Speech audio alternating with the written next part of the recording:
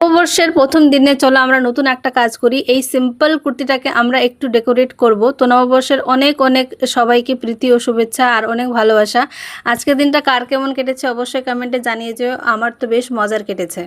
পরশু বা পয়লা বৈশাখে আমাদের এখানে একটা বিশাল বড় মেলা হয় এবং সেখানে যাওয়ার জন্যে আমি এই কুর্তিটা বানিয়েছিলাম। তো এই কুর্তিটা আমাকে বানিয়ে দিয়েছে আমার দিদি, যে একজন ডিজাইনার বলতে পারো বা টেলার। তো এই ধরনের প্লেন কুর্তি যদি কেউ নিতে চাও তার কাছ থেকে যে কোনো কালারে এবং যে কোনো সাইজে কাস্টমাইজ করে দেওয়া যাবে।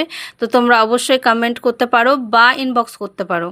কুর্তির মধ্যে গলার উপরে যে ফিতের ডিজাইনটা আছে সেই ডিজাইনের একটা কুর্তির স্ক্রিনশট আমি মিশো থেকে নিয়েছিলাম এবং সেটাই পাঠিয়ে তাকে বলেছিলাম যে আমার এই ডিজাইনের একটা কুর্তি লাগবে, যে কোনো একটা প্লেন কাপড়ের মধ্যে। তো সে বললো যে লাল কালারের একটা কাপড় অ্যাভেলেবেল আছে, তো সেখান থেকেই আমাকে এই কুর্তিটা বানিয়ে দিয়েছে। তবে কুর্তিটা যেহেতু প্লেন ছিল আমি ভাবছিলাম নিজের জন্য কিছু একটা বানাই স্পেশালভাবে। তো এখানে আমি আর্ট করছি অ্যাক্রিলিকের।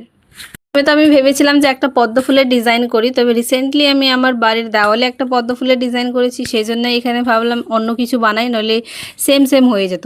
তো সেই জন্য এখানে আমি সানফ্লাওয়ার বেছে নিয়েছি। তো এখানে টোটাল আমার সানফ্লাওয়ার থাকছে তিনটে, আর একটা ছোট্ট করে থাকবে কড়ি।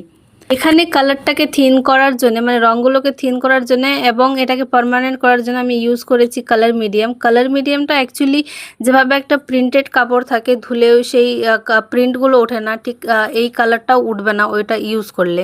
তো এখানে আমি সেটাকে দেখানো ভুলে গেছি, বাট নেক্সট যদি এই ধরনের কোনো একটা ভিডিও আসে সেখানে আমি অবশ্যই দেখাবো। যাই হোক, এটার ফাইনাল লুক দেখে তোমরা অবশ্যই আমাকে জানাও যে এটা কেমন হয়েছে, আমাকে কেমন মানিয়েছে আজকের দিনটাতে এটা পরে। তো আজকের জন্য আসি, টাটা, thank you for watching. Next অন্য কোনো অ্যাক্টিভিটিতে দেখা হবে।